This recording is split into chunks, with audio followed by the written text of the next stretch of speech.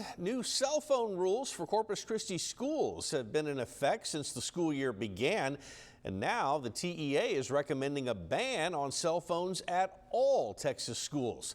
Brian Burns is here tonight with some of the concerns that parents have for their children if that happens. Brian? Mike, as you may imagine, the chief concern of parents that we spoke with is the child's safety, which is why many provide their children with cell phones in the first place.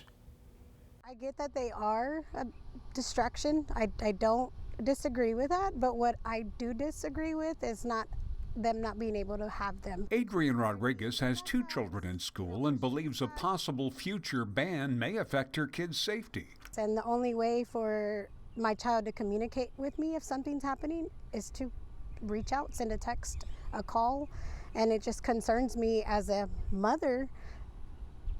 If something were to happen to them, how are they going to be able to get a hold of me?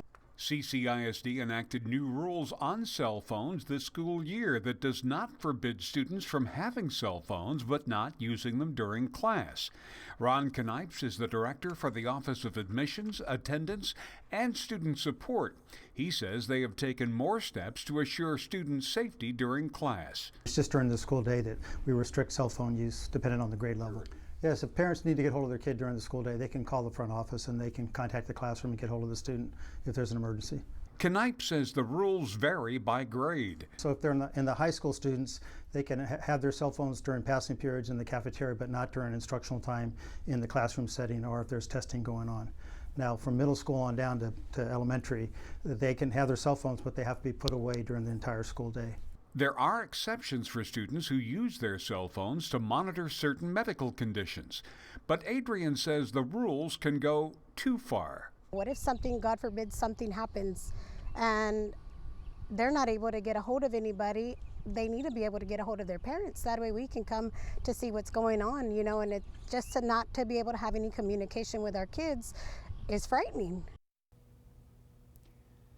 At CCISD, the only time a cell phone would be confiscated is if it's used during class, and disciplinary action would also apply. So far, a statewide ban has not occurred, with TEA leaders saying it's up for now to the individual districts. Mike?